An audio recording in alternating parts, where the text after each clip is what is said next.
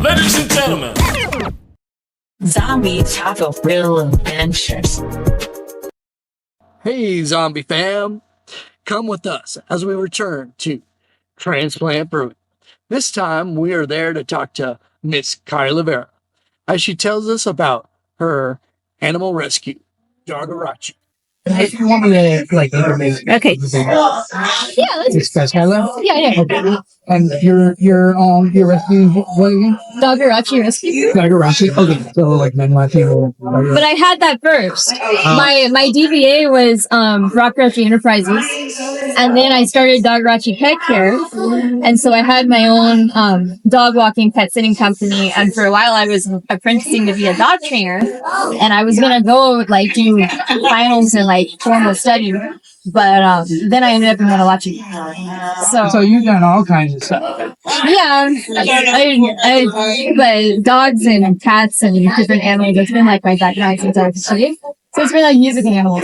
So that's your two big passions, music and animals. Yeah, and they go hand in hand. It's it's perfect. And having this platform helps me raise money to help them, which is really nice because it gets very expensive. Yeah, I can only imagine.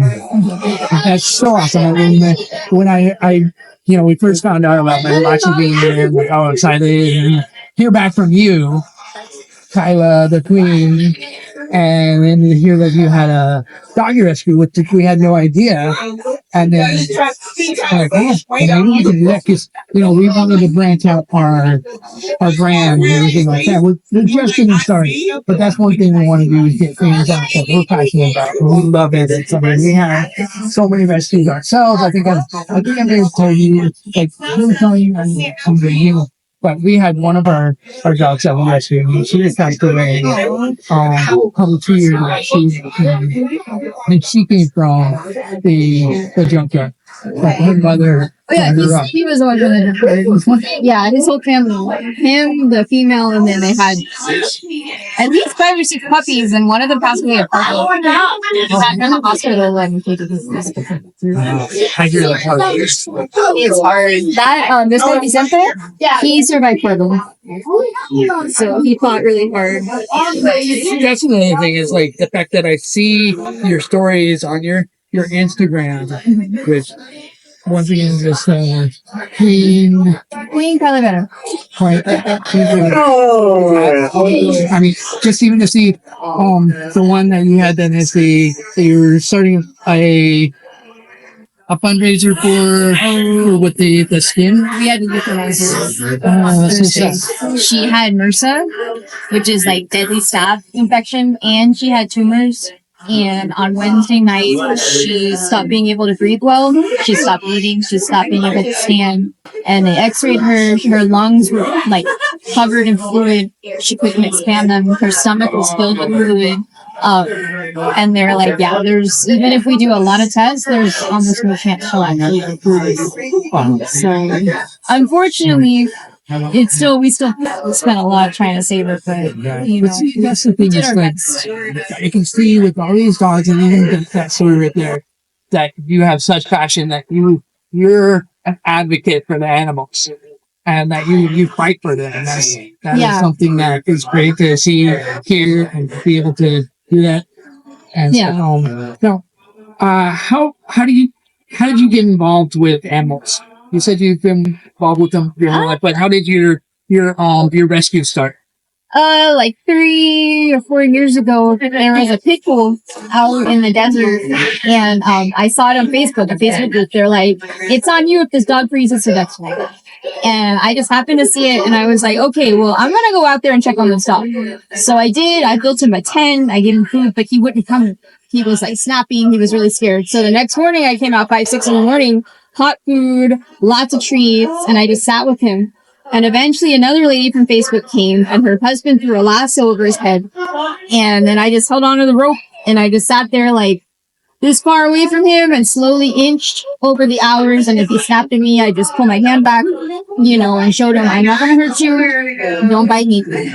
And he ended up sleeping in my lap.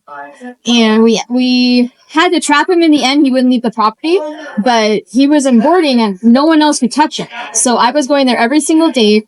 And I got the collar on him. I was taking him to vet appointments. I was walking him and petting him and socializing him. So like 2 months of that, almost every single day. And then when I had to leave for tour, someone else, one of my other rescue friends who has a nonprofit that does transport, and she rescues like seniors and disabled dogs and terminally ill dogs. That's her thing.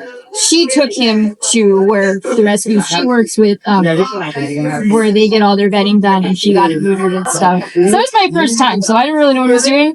Unfortunately, we had donations for everything though, and so she got him neutered. They found him a really good home, and I was like, this isn't that bad. So I mean, sometimes it's really hard, like now that I'm doing it all myself, but I really had so many great role models showing me what to do. Like people have been doing this 30, 40 years. So it's very nice. And like Spartan and Shepherd's Paw, they, the owner, Lisa, has mentored me a lot. We're very lucky that, you know, established rescues are doing events and different things that we can come to and I'm learning from. Because like as a tour manager, I know how to organize events already. So I'm observing the way they do all the stuff here, the liability insurance for the dogs, like having all the paperwork together, everything that goes into it, so that hopefully one day I'll be the one sponsoring these events. That's so awesome. So I'm filing for 501c right now, and I'm hoping soon it gets through. So that'll be great. And we're going to keep up on that the interview, but I just want to say on that note, I want to say when you guys had your first, like, you're the big dog in the event, pun intended, let us know, and we'd love to keep and get the word out as much as we could with that too. Hopefully we've grown to give more to that, because we'd love to see you here doing this. We'd love to see you. In fact, I'd love to keep in touch with you. Anytime you need anything, want to promote something, let us know. We would be honored to be part of, consider you as part of our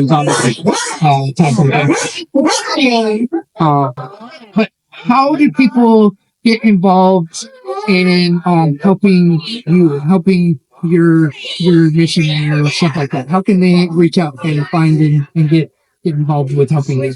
Well, I do have social media, just Dogerachi Rescue, like my album here.